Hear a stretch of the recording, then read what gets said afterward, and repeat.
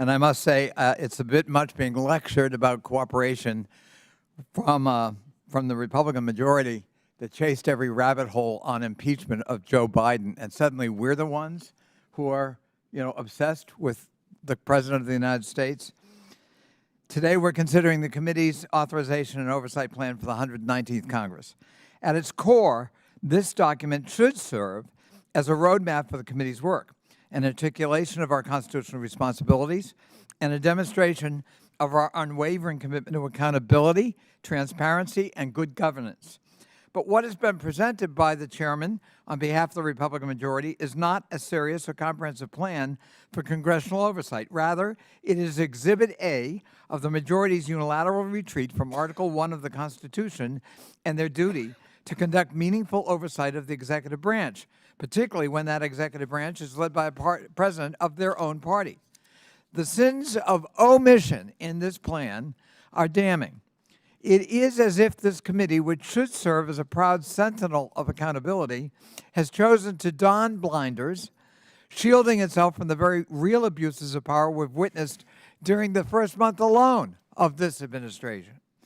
That's why I intend to offer an amendment in the nature of a substitute, which would more clearly identify the urgent oversight priorities that ought to be before this committee.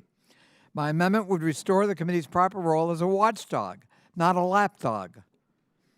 It would ensure the committee investigates urgent matters that sit at the heart of its legislative and oversight jurisdiction, issues the majority's plan ignores conveniently. Among the many crises demanding our attention, we must examine President Trump's infamous Friday night massacre of 17 inspectors general across 18 agencies and departments, a blatant effort to purge the federal government of its independent overseers and lower a veil of darkness to conceal potential waste and corruption sure to follow. This committee must investigate the Trump administration's purge of nonpartisan civil servants, which will have catastrophic results for the American people who rely on government every day for services and benefits all across this country.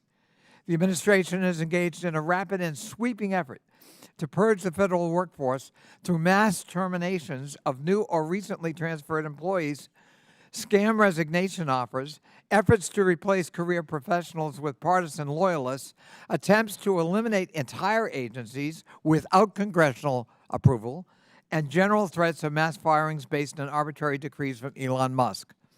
The administration's concerted attacks on federal employees risk grinding the essential functions of our government to a halt.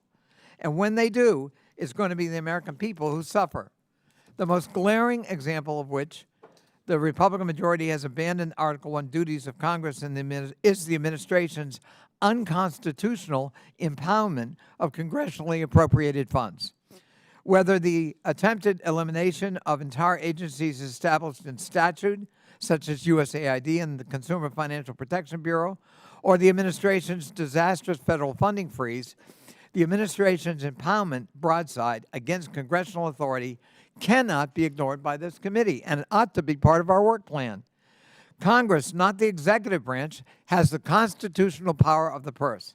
That's been reaffirmed by the GAO, the Department of Justice, the Supreme Court, time and time again.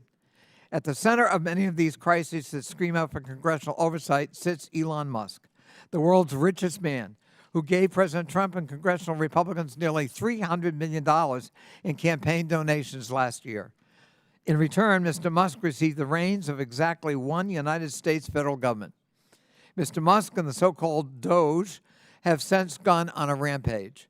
They have inflicted their brand of cruel, and I mean cruel, and arbitrary chaos on our government by targeting agencies for elimination with outright lies, infiltrating sensitive federal payment and taxpayer data systems, and bypassing congressional authority to promote Mr. Musk's financial and political interests.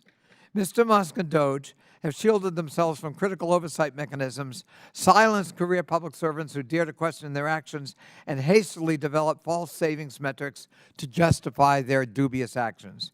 Their reckless and self-serving agenda has left agencies in disarray, eroded public trust, and placed essential government functions at risk, all under the guise of so-called efficiency. President Trump and Mr. Musk do not have a mandate to do what they're doing. President Trump did not even win a majority of the popular vote, much less a mandate. And Mr. Musk is an unelected billionaire. The approval ratings are falling faster than the stock market for what he's up to. And my Republican colleagues are getting an earful back home from constituents who are fed up with the wrecking ball approach that's destroying their government. If my colleagues think it's bad now, just wait until the American people start to hear what Republicans are willing to cut in order to deliver tax cuts for billionaires. The majority may have no interest in oversight of the executive branch, but the American people do. They expect this committee to do its job. They expect us to provide a check on executive overreach, to expose corruption and self-dealing wherever we find it, to safeguard the institutions that uphold our democracy, and above all, bring transparency and accountability to this government. If the majority continues to abdicate its duty, that's their choice. But let the record reflect today that we had an opportunity to be responsive to an American public calling out for more, not less, accountability. And Oversight Democrats are answering that call. In the past month, we've pursued nearly 24 investigations of the administration, made more than 100 related requests for information and documents, and exposed the systemic abuses, conflicts of interest, and unlawful actions that have become, unfortunately, a hallmark of this administration. Our work has shed light on the administration's attempt to silence independent oversight and conceal critical public records and erode safeguards that protect taxpayer dollars. And we're just getting started.